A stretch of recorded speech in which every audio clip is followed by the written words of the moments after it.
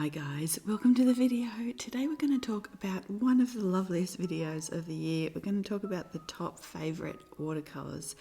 So I feel like sometimes videos like this are difficult. You don't have to buy any new supplies. Might give you ideas for how to use your palette, how to sort of maybe even change around colours that you have, also mix colours that you have. I'm just going to first show you kind of all my current working palettes so you can kind of see what they look like and have some kind of different palette option, ideas. So this is a little one I just have kind of in the wings, maybe waiting for some new colours, new recommendations. But so these two I would say are my main Workhorse palettes. So the large soft pink one, I have a swatching video for on the channel, and I really love this palette when I want to kind of sit down and do some kind of thoughtful kind of painting. Like when I want to kind of get into it, I will pick up this palette. I love these colors. I love the way the granulation, or like the different kind of things, the granular quality some of them have, the sheer quality some of them have. So I've really kind of handpicked that specifically, and I will often go to that palette. This is my other kind of most used palette, and this is one that I take outside or on the go. So this is like my plein air palette, and yeah, I've been using this for several years, and I really enjoy this one. You can see that I have squeezed extra colors around the edges, but yeah, this is just such a well used and well loved palette. This one is a beautiful one. I'm not sure, did we do this last year or this year? I can't remember, but this was a Blue Star Crafts one, and I think because of the tariffs and everything, these have gone up to almost 4 times their price. So yeah, it's a pretty expensive option now, but I would keep an eye on the shop in case they have sales or anything like that. But I loved putting this palette together. This is a 60 half-pan palette, and it's just so nice to have kind of the extra colors to kind of choose from while you're painting. You can also do that kind of thing in like a vintage box, or I had one in a pastel box once, and I absolutely loved it. The Schminker empty pastel box from Jackson's.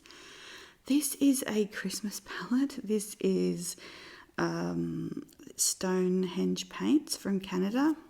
And I will finish off this palette probably in the new year and swatch this out for you. But I have been wanting to make a palette from them for a long time. I really love their paints. I love their aesthetic. Their website is so beautiful. This is a little Delfonics pouch with 2 palettes in it. This one is the Art of Soil one. And again, this one I absolutely love. This I can't remember, but I think I do have a haul with like which one it is. It might be 12C. And then this is a little limited edition one. Again, I linked it in a haul, but I will try and find the links and put them under the video. They're a really excellent quality enamel palette. Yeah, and just really nice and kind of pocket size. So this is the Cotton Handbook Sketchbook, Handbook Journal Co. Sketchbook. It's just a new one they came out with. I got recommended it by you guys, and it's a beautiful book. So this is the A5 size, and you can see like we've flipped to the back where I like to swatch things, try out new materials. You can see like this is just kind of a small kind of page on color notes. These really soft pale colors that were in the sunset kind of one day, and then the kind of sparkle of the rain. And this is just kind of an ideas page, just to put something down and remind myself to kind of develop this. I really love sketchbooks for these kind of ideas when you don't have a lot of time but you still want to capture something, you want to remember something that you want to kind of think about maybe more later on. It's such a nice place to try out different colors, try out different materials. This is the A5 size, so this is really nice and portable. This is a page we did outside. Here is one of the palette swatches. This is, I think, the first palette that we looked at. So I love doing pages like this because I will kind of forget, you know, what was in there, and I can kind of reference this later. It's also nice to kind of see the colours swatched out like this. You can keep a swatch card as well in your palettes, but I find that they always kind of fall out. Yeah, because I'm always kind of, you know, pulling palettes out and things. So, but I also like to make little cards like this, which are just kind of different colours from within the palette, and kind of thinking through what's there, what can mix. Yeah. Can I make the right kind of tones that I'm looking for? And again, here's another palette swatch.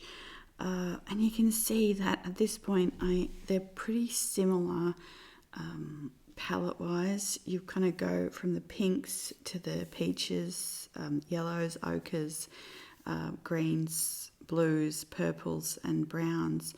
I kind of know how I like to put the palette together, so every palette is kind of a variation on that now, I think.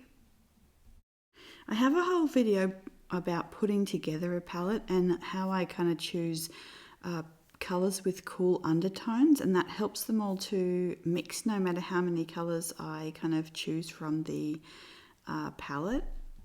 And you can do the same thing with warm colours with warm undertones as well. So here is the page where I was just kind of, the last two pages here, I was just kind of looking at what, you can see there, that's the journal, but what kind of colours I was using, and if it kind of makes a nice variety to even do this video. So I will always look at that before I even do the video. Is there any variety? Is there any difference? Sometimes I like more brighter colours, more muted colours. This year it's, I think, more pastel colours. So this is my little chic sparrow where I kind of just do sort of small colour things. I swatch different things that I have bought or I'm using or I'm thinking about. You can see like palette ideas. So when I first start thinking about this video, I'll often go to this book and flip through this first and kind of see if I can see any kind of threads of what I might be looking for to share with you. And I think I've been using these books for about the last 5 or 6 years maybe, but this year I've also introduced this Paper Republic system. So I have also been using this for a lot of, I love that feather, but I've been using this for a lot of colour swatching as well. So these 4 colours I have been really loving as well. So it's kind of this page paired with this page. And so we will go through and swatch and talk about them. The other thing I've been loving this year is swatching colours side by side and kind of creating a colour mood board. And we might do a whole video on that. In the new year, I'm thinking maybe to do a kind of series just rounding up and summing up a lot of things about watercolour. I feel like I've done some of these in the past, but I think it would be nice to kind of do this fresh now with more, just more experience, I guess. So anyway, the first colour here we're swatching is from the Colours of Jupiter, or she used to be KW Arts, Katie. So yep, this one here is Juni from Julia K Designs or Julia K Studio. I will try and list them correctly below, but you can also see how I am swatching. So I load up the brush and then I put the colour down, then I dip it.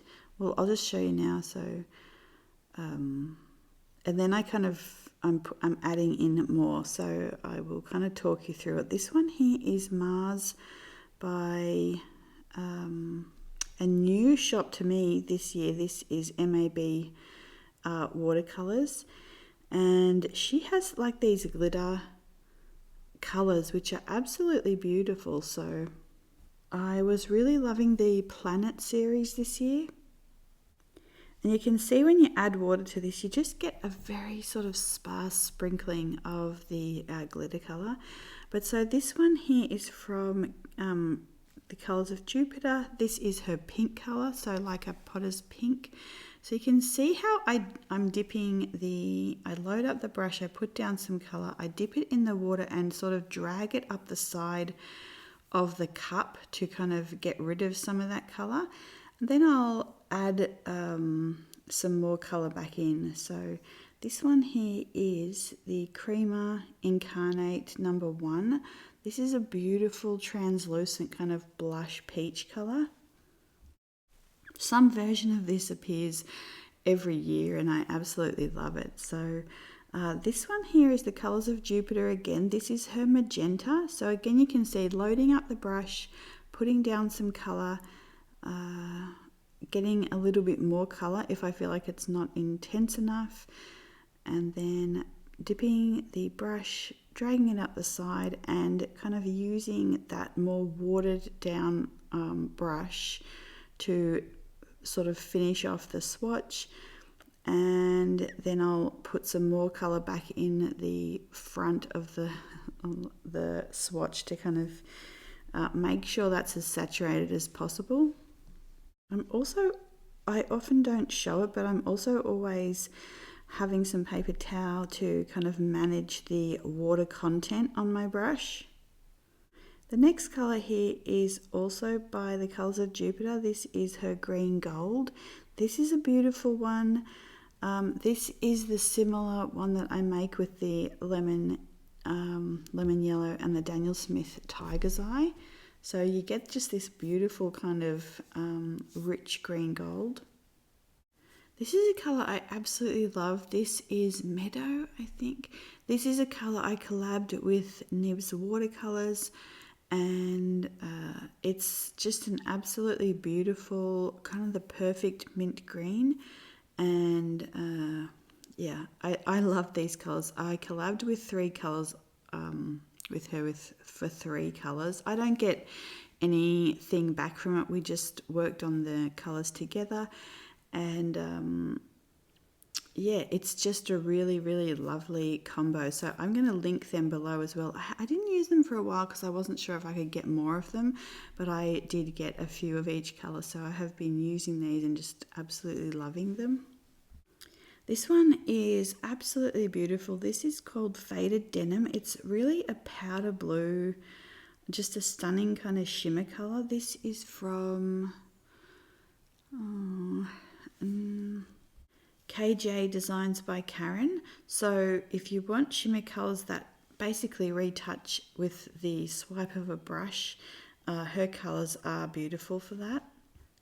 This one here is another one with my collab with Nibs. This is Love in a Mist, I think. So it's again just this beautiful blue. So we wanted to create colors that aren't commercially available, that, you know, these are completely kind of different and beautiful colors. And I'll show you these kind of swatched next to some other things in a minute, and you'll see like they are different. This next one is a new one I found this year, and I have been really, really loving it. So this is Cobalt Blue Pale by the Colors of Jupiter. And so it's this very, again, like this kind of translucent sheer blue. It's kind of got kind of a slight lean towards like a periwinkle, but it's just such a beautiful color. I have been loving pairing this with the Incarnate one, so kind of this color with the very translucent peach. And so again, you can use like a cobalt blue, you can mix, or like an ultramarine blue, you could mix that with a white. You can use more water to get sort of a more diluted and translucent version of it. But I've been really loving this the pale version. The other thing I've been loving is the Holographic Gold by Lisilinka. So I have been using that a lot this year instead of the gold Winsor and Newton ink and my dip pen. I have been using with this really fine paintbrush. Sometimes if I just don't want to go and like if the lid won't come off the ink, I will just use this instead. So yeah. I should also mention I'm swatching the colours with an Escoda Reserva number 6, which I love the Escoda Reserva brushes. This is actually the travel one that I'm using. So this is the Colours of Jupiter. This is the Cobalt Green Dark. And again, one I've been really enjoying for landscapes and things this year. It's got a beautiful granulation to it. This one here I was recommended, and this is the Ultramarine Ash. This is such a beautiful, again, soft colour. You can see that I really like to build things up softly. This is kind of a more muted, sort of a blue-grey. It's a really stunning one. If you wanted a more saturated version of this, you could mix like a blue with like a neutral tint. And yeah, you'd get a sort of a darker version of something like this, or let's say like a more intense version. So this one here is also by the Colours of Jupiter. This is Cassel Earth. This one also Greenleaf and Blueberry make one. I love this colour. So it's kind of like a deep Van Dyke brown or like a sepia type colour. But it just has this really, really beautiful granulation pattern, and it's sort of a greyed out dark brown, but it has a really nice cool undertone. So you can use this like a neutral tint and mix it really with any colour here to get a little bit of shadow. Yeah, this one here is from KJ Designs by Karen, and this is her chocolate. This is a beautiful one as well. I think I have mentioned this before, but it's just a really nice kind of maroon brown. So this is kind of the bulk of it. I have a few comparisons to show you, and I want to show you and kind of leave you with one last colour combination that I have been thinking about all week. I feel like with colour, you do have to kind of think about it. It's like when composers are thinking about key changes and kind of how to modulate between like one key or one emotion and another one.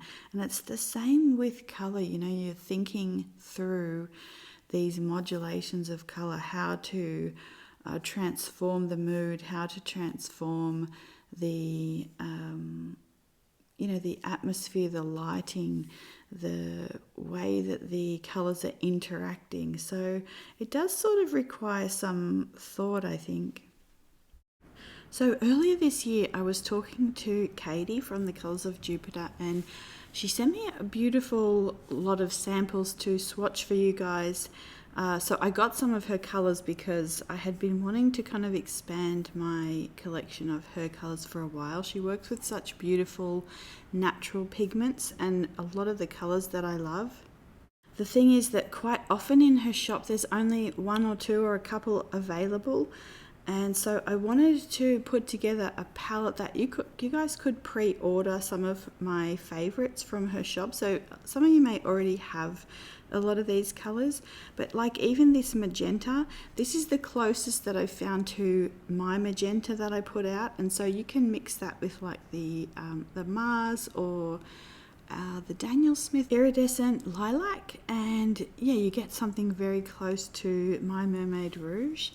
So yeah, I have just really, really loved these colours. I feel like these are kind of the core colours that have been making up my kind of paintings, and then on top of these and kind of to these I add the sparkle, the shimmer colours. So I always like to have kind of a core collection, and just of like kind of you know, regular colours, but these are all quite specialised. They're sort of they're quite a lovely variation of, so like instead of just the cobalt blue, it's the cobalt blue pale. It's quite a beautiful sort of variety on that. This one here is her Vivianite, and I really love Vivianite. So it's blue ochre, I think, but it is a very sort of granulating indigo, and it is quite expensive. It's a difficult pigment to source. But yeah, this one is her Limonite, which is such a beautiful kind of a granulating, it's an ochre, but it's got a little bit of something extra in it. This one here is Florence Red, which is kind of like an English red, but it's just this beautiful alternative to like a burnt sienna. It gives everything just a little bit more of something.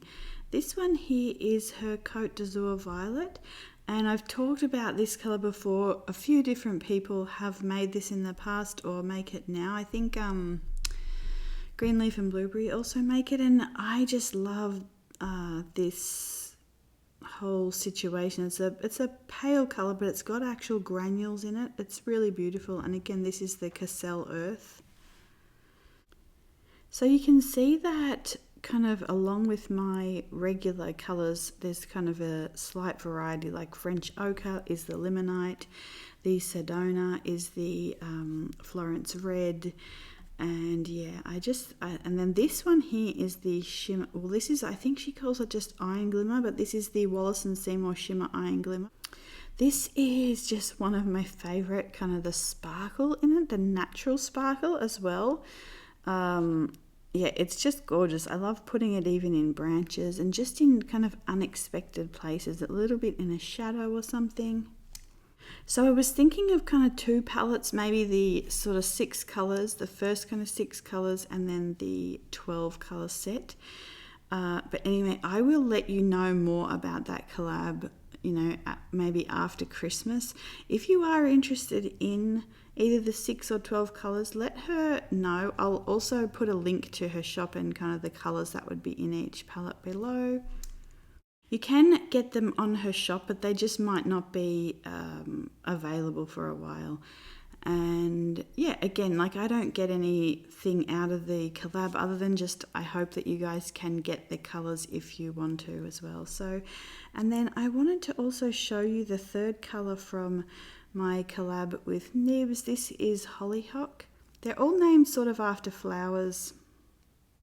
This is just the perfect kind of blush colour as well. So again, very soft, subtle colour.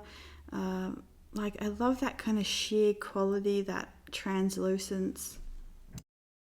And I'll show you this next to some of the other colours. So like Shell Pink is one that I really loved when I started watercolouring. I would always get the Holbein Shell Pink, and you'll see kind of the difference here. So this one is the Hollyhock, and then I'll do the Incarnate one, and then yeah.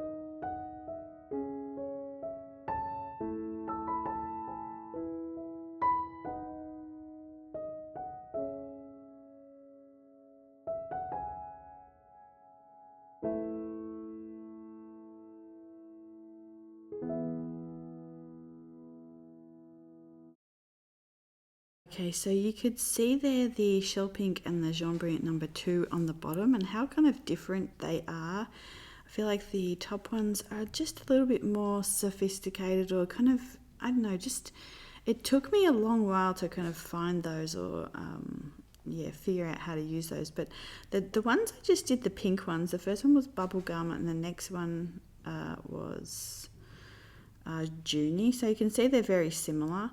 Then this one here is the Apricot by American Journey, and you can see that it's very similar to the Incarnate one.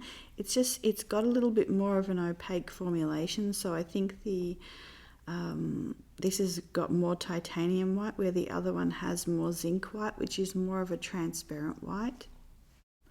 Let me also show you, so you can kind of see them there next to each other. This is the, I think this is called Misty or Minty from KJ Designs by Karen. And again, this is a really beautiful one I've been loving.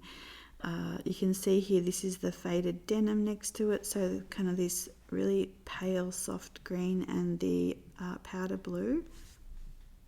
I might try and do some comparison videos next year, and also kind of a redo of some of my favorite shops and the favorite colors in them as well. So here you can see this is the Composed Green, Holbein Composed Green. Again, that was one of my favorite ones when I started, and I would always get it. And then this is the Meadow that I collabed with Nibs with. Again, you can see the one is just that little bit more, I don't know if the word's refined, but you know, the other ones work perfectly. I just feel like there's a little bit of color nuance in the new ones. This one here is the Lapis Lazuli. This is Daniel Smith, and this is again that got that sort of softer vibe to it. Then this one here is Daniel Smith Indigo, which I really love. This is dark. You can see that when on first application they both seem similar, but the indigo will go to a deeper saturation where the Lapis Lazuli won't. Sometimes I like to mix these two together as well, so to make the indigo a bit more granulating, and it just gives it quite a beautiful feeling. Sometimes I like to mix the indigo with a granulating black to make it like even more of a stronger midnight blue. And then this one here is the Vivianite again, so you can kind of see that next to the indigo. And so I definitely say that a deeper blue with the kind of lighter blues I always really like to use as well. This one here is the Ocean Paper Silk Grey. And again, this is a really beautiful one, like for shadows, for muting colors. This one you can kind of mix with a lot of white and like a hematite violet or something like that. This one here is the Wallace and Seymour Blue John, and this is sort of a cooler version of a sort of shadow color as well. Again, you can see that they're quite soft and subtle. I really do kind of steer away from colors that are kind of immediately strong on the paper, especially with watercolor. Building things up is somewhat difficult. Like if you can lift off and things, but it's hard to do that sometimes when you're into a painting. These two here, the first one was Davies Grey. It's sort of that sage green, and then this one is French Earth by Greenleaf and Blueberry. Again, two favorites that I use like in flower shadows and things all the time, leaf shadows. They're really beautiful muted greens. And I think the last one here that I show you is Buttermilk. This is again by KJ Designs by Karen, and this it's kind of like an ivory. It's quite a beautiful, it's definitely an off-white. It's not like the pearlescent white. It's got a little bit of that color to it. The other thing I've been enjoying this year, which I didn't swatch, is the Michael Harding Warm White. Especially when you're out in the landscape, it can give you a really nice, like, bit of a halo around the sun or things like that. Anyway, I will try to list these below, but you can see, like, I love making the swatch cards and kind of seeing, even when you've kind of got them on your desk, you can kind of put things next to each other and see how they work together, and you might find unexpected combinations that way. This here is just a palette of the colors that I made this year, so from my own shop. And you can see I didn't sort of get around to finishing these off, but I have really been enjoying using those as well. So this was going to be where I closed the video, but I have, since I was sort of doing this, I was playing around with this color. This is Hellebore from let's see, the Stone Ground Paints. And one of the reasons I wanted to do this as well, so a lot of us are in different regions and different countries, and so not everything is available. And one of the things I want you to see is that you can probably find similar things in paints or paint makers that are near you as well. So this is the Hellebore, and then the Daniel Smith Purpurite, which I also really love. So yeah, so let's see, I have been really loving pairing this colour with the faded denim. I'm also going to show you here, just even mixing the colours when you kind of, instead of wiping off your palette if you're starting a new painting, mixing some of what's already left on your palette can give you some really beautiful shadow colours and just kind of some muted places to start. I feel like just there, that is perfect for irises and things like that. So yeah, but this powder blue colour mixed with the kind of a blackberry amethyst, I have been really loving, kind of thinking about this combination. This here is the Jupiter from MAB Watercolors. So yeah, I'm just kind of leaving you with a little mix here. I was thinking of doing a favourite mixes video, but we might save that for next year. There's still quite a few things that I will try and get through for December, so we'll see. But I hope you're having a very happy beginning of December, and yeah, I will see you in the next video. Bye.